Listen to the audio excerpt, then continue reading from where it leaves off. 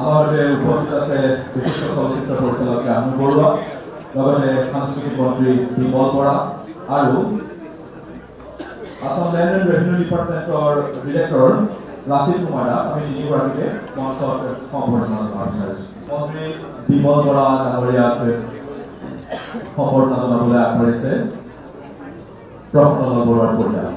চলচ্চিত্ৰ পৰিচালক জাহ্নু বৰুৱাক আমি সম্বৰ্ধনা জ্ঞাপন কৰিব বিচাৰিছোঁ। আমি লাচিত কুমাৰ দাস তেখেতক এই মুহূৰ্তত সম্বৰ্ধনা জনাম। আমাৰ এই অনুষ্ঠানত উপস্থিত থাকি সুস্থ বৃদ্ধি কৰাৰ বাবে আপোনালোক আটাইকে আমি ধন্যবাদ জ্ঞাপন কৰিছোঁ আৰু সাংস্কৃতিক মন্ত্ৰী বিমল বৰা ডাঙৰীয়া তেখেতৰ ভাষণ ৰাখিবৰ বাবে আমি অনুৰোধ জনাইছোঁ। 2005 চনৰ আজিৰ এই দিনটোতে প্ৰায় 64 বছৰ বয়সত আমাৰ মাজৰ পৰা হেৰাই যোৱা দৰদী শিল্পী প্ৰফুল্ললাল বৰুৱাদেৱক মই ব্যক্তিগতভাৱে নিজেই দেখাৰ সৌভাগ্য নহ'ল যদিও তেখেতৰ গীতসমূহৰ কথা কিছু অলপ চলপ শুনাৰ লগতে জনাৰো সৌভাগ্য হৈছে।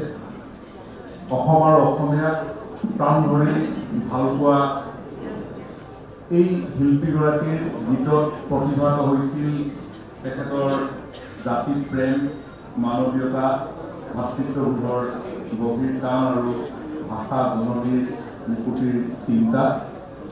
অসমৰ ছবছৰীয়া অস্তিত্ব ৰক্ষাৰ আন্দোলনত জঁপিয়াই পৰা শিল্পীগৰাকীৰ বৈপ্লৱিক চিন্তাৰ গীতসমূহ এটা সময়ত নিষিদ্ধ কৰা হৈছিল, যাতে সেই গীতে জনসাধাৰণৰ মাজত আৰু জাতীয়তাবোধৰ চেতনাৰে উদ্বুদ্ধ কৰাৰ পৰিৱেশ সৃষ্টি নহয়, তেনেকুৱা ধৰণৰ এটা পৰিৱেশৰ মাজলৈ তেখেত যাব লগা হৈছিল।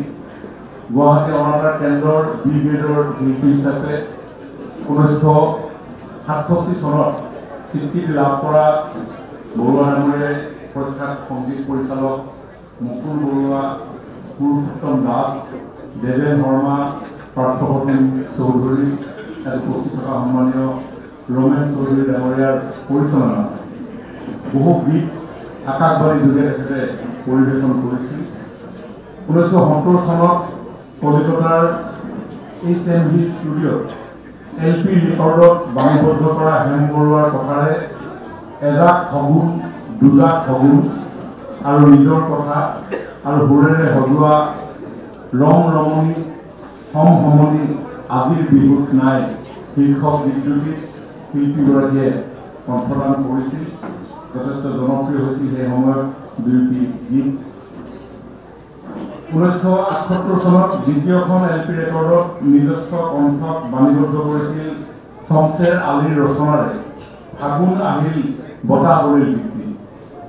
ইয়াৰ লগতে নিজে লিখা অসমী আইৰ দুই নোমোৱা নাই এইবুলি সুধিছোঁ ৰাইজক, সুধিছোঁ ৰাইজনো কাৰ হবলৰ, দুলীয়াজান ৰক্তৰে লিখা বুৰঞ্জী পাতৰ, এইখন দেশ আমাৰ দেশ, মানুহৰ তেজপিয়া দানৱবোৰে, মাজুলীত কহুৱা ফুলিল আদি গীতসমূহ এসময়ত যথেষ্ট সমাদৰ লাভ কৰিব সক্ষম হৈছিল।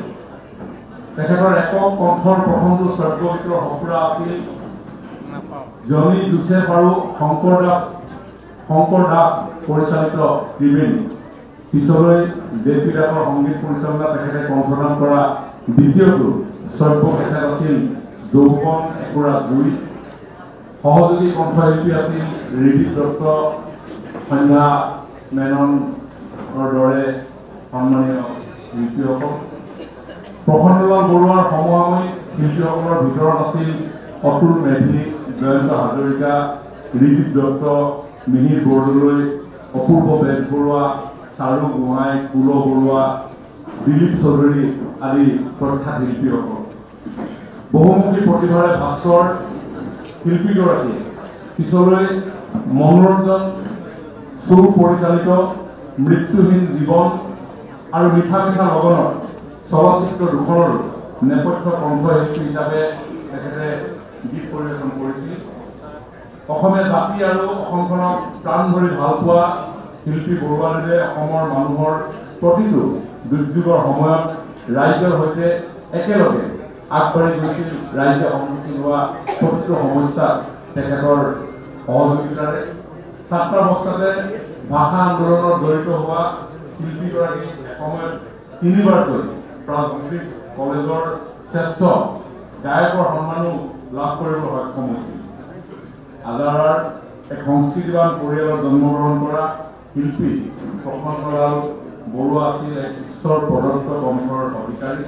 পিছলৈ আজাৰাৰে শিল্পী ডক্টৰ অশ্বিনী দাস, প্ৰখ্যাত শাস্ত্ৰীয় শিল্পী দেৱেন শৰ্মা, দেৱেন চন্দ্ৰ দাস আৰু তেখেতৰ ককাই জ্যোতিলাল বৰুৱা, কৰুণাকান্ত দাস, ফণীন বৰুৱা আদিৰ ওচৰত বিভিন্ন সময়ত সংগীত শিক্ষা লৈ নিজকে শিল্পী হিচাপে তেখেতৰ জীৱনটো গঢ়ি তুলিবলৈ সক্ষম হৈছিল।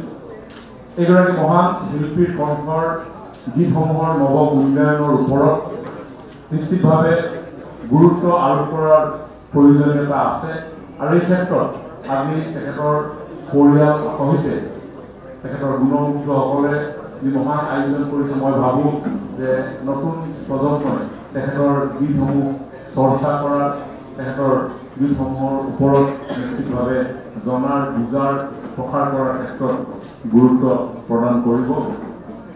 তদুপৰি এসময়ত আকাশবাণী LP ৰেকৰ্ড বা শ্ৰব্য কেছেটত বাণীবদ্ধ তেখেতৰ গীতসমূহ নৱপ্ৰজন্মৰ মাজলৈ লৈ যোৱাৰো নিশ্চিতভাৱে ব্যৱস্থা কৰাৰ প্ৰয়োজনীয়তা আছে আৰু এই গীতবোৰৰ চৰ্চাৰ জৰিয়তে মই ভাবোঁ যে এই শিল্পীগৰাকীক প্ৰকৃত সন্মান জনোৱা হ'ব। শিল্পী প্ৰশান্তলাল বৰুৱাদেৱৰ বিংশতিতম মৃত্যুবাৰ্ষিকীৰ এই শ্ৰদ্ধাঞ্জলি অনুষ্ঠান তোমাৰ গীতবোৰ জৰিয়তে আমাক নিমন্ত্ৰণ জনোৱাৰ কাৰণে মই পৰিয়ালবৰ্গৰ লগতে আমাৰ উদ্যোক্তা মণ্ডললৈ মই ধন্যবাদ আৰু কৃতজ্ঞতা জনাইছোঁ যে কাহানিও লগ নোপোৱা কিন্তু তেখেতৰ গীত শুনি নিজকে আনন্দ অনুভৱ কৰা এজন ব্যক্তি হিচাপে ময়ো তেখেতৰ গীতৰ অনুৰাগী। মই প্ৰশান্তলাল বৰুৱাদেৱৰ তিনিওজন সুযোগ্য সংস্কৃতিবান পুত্ৰ ৰবচন বৰুৱা, ইকচন বৰুৱা, দীপচন বৰুৱা আটাইকেইজনে যাতে অসমৰ সংগীত ক্ষেত্ৰখনত যি ধাৰাৰে আগুৱাই গৈছে আৰু তেখেতসকলে শক্তিশালীভাৱে এই ধাৰাৰে আগুৱাই গৈ অসমৰ সংগীত ক্ষেত্ৰখনকো আৰু অধিক শক্তিশালী কৰি তোলে। এই মুহূৰ্তত আৰু মই বেছি দীঘল বক্তব্য নাৰাখোঁ। আপোনালোক সকলোকে মোৰ আন্তৰিক শ্ৰদ্ধা সম্ভাষণ জ্ঞাপন কৰি কওঁতে যদি বহাত হৈছে নিউজজনে মাৰ্জনা কৰিব বুলি আশা মোৰ বক্তব্য সামৰণি মাৰিছোঁ। ধন্যবাদ।